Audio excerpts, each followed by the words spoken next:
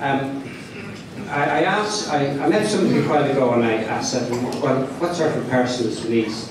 And they said to me, well, she's quiet, reserved, keeps to herself, plays her golf, and is social, goes home. So I did a little bit of research on it, and I came to the conclusion that there must be two Denise because the one that I came across was slightly different than the one that was described to me. Denise comes from a family with long established connections in this club.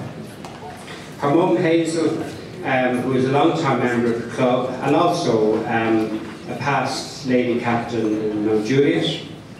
And her dad, who is no longer with us, was a member of Mount Juliet and I think a member of Westchester Club in, I think it's New Jersey, but it's definitely on the other side of the pond. Denise's husband Connor, her sisters Claire, Helen Schuster, Kieran Rooney, Gay Jones and Johnny Cronin are all part of the greater Cronin family and are members of our club. Indeed, Denise is the first family member to be elected to high office of captain in our club. Now, I found that Denise was, from what I know of her, she's a good golfer, she's fun-loving, and she's a multi-talented person. But she's also the eldest of 10, 8 girls and 2 boys. She was born in Cork and then moved to America when she was 2 years of age, and returned when she was 13 and started school in Loretto and Bray. Denise has never moved very far from this whole kind of Brayish area, as we'll find out. We are all well aware of Denise's talents when it comes to art. So is a certain nun in Loretto and Bray. When Denise was a young girl, an exam question was asked to sketch the character of Hugh O'Neill. Instead of researching the life of Hugh O'Neill, Denise submitted a drawing. Well, she wasn't in Ireland all that long, and the nun put it down for cultural misunderstanding. Whereas we know that Denise just didn't do her homework. Now, it's a small wonder that the Laoghaire Golf Club is home from home to her, as she spent a lot of her early years on the Ballyman Road. Her husband Connor grew up and started going out with Denise when she was 16 years of age. He was one of a motorbike gang from Blackrock College. Oh, we know that. We know a lot about that crowd. And who constantly drove up and down this road, revving their motorbikes, causing mayhem to the members, television receptionists, and frightening the life out of John Leeson's cattle.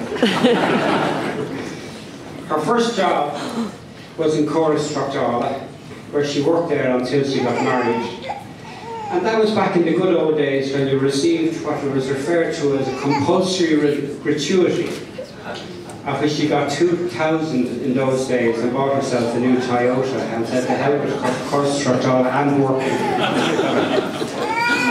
Caroline appeared a year later, followed by Mark, and then Ruth. Much later Tom arrived, and he's still the baby in the family.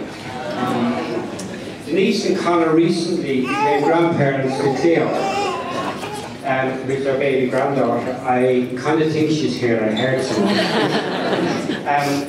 Well, I could tell Denise and Connor if they have any hope of getting a babysitter in the next 12 months, forget it. Denise has a great sense of humour, we all know that. She loves pulling pranks, but she's also part of a gang called the Fab Fossils, which is a group of girlfriends who grew up together in Eton Bray in Shankill. Now, it says an awful lot for Denise and Connor that they've retained the same core group of friends since their teenage years. They still have their nights out, still have their weekends away, etc. Now, Denise, when she's not playing golf, I'm told that she's very fond of cooking, a late night, a few jars, very fond of music. She seems to have everything that would make a really good captain. She's also an excellent photographer, by the way. Now, and of course on the side of the art we have seen some great examples of Denise's work over the years.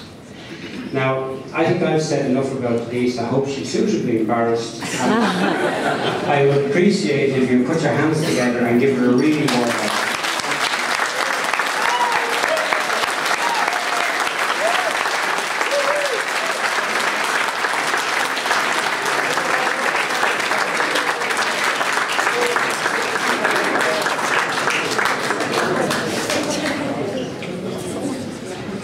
Thank you, President, for your very kind words. I don't know who the bull in the camp is. I have a fair suspicion. And oh, okay. You're in for it anyway. At last, the most anticipated and dreaded day has arrived. And I take no comfort in the fact that this is one of most people's biggest fears, public speaking.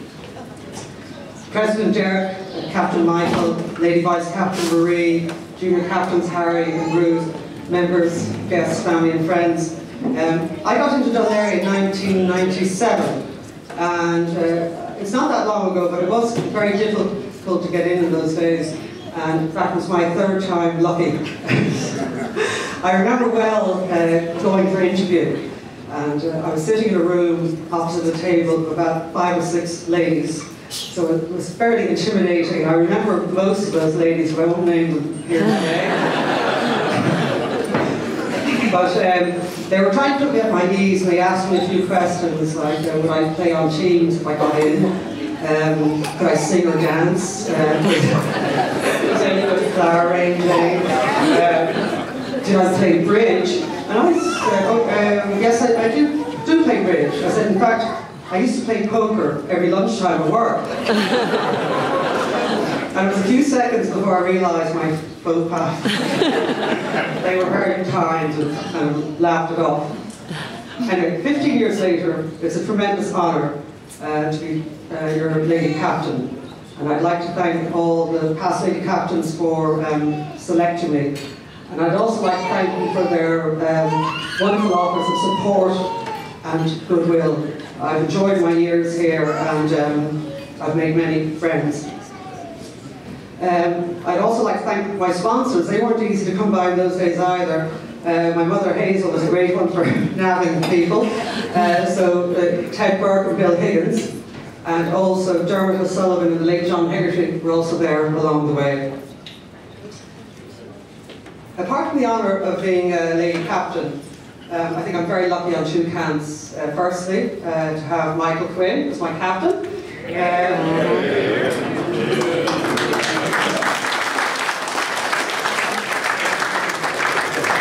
To date, we've got on extremely well, and I can't see that changing. As most of you know, he's a very friendly, approachable, and capable captain, and I look forward to our year together.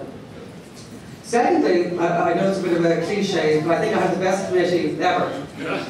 They do everything for me. They're 3 steps ahead of me all the time. So thank you, Lady Vice Captain Marie, Bronya, Catherine, Neve, Judy, Beth, Helen, May, and Sheila. I couldn't be here without you, so thank you very much.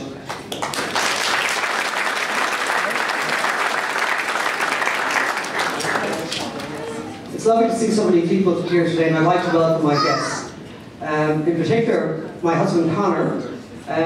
Many of you may not know this, but he is a member here. He's been here for the last 3 years. In fact, he only just got his handicap this week. So you better watch out, fellas. I grew up with my daughter Caroline and her husband Robert, my daughter Ruth and her boyfriend John, my son Tom. Unfortunately, my other son Mark is in Melbourne at the moment and cannot be here. And alas, many of you know Hazel Crone, my mother. She can't be here either, she's in the States. So I miss their presence, but I know they're here in spirit. So anyway.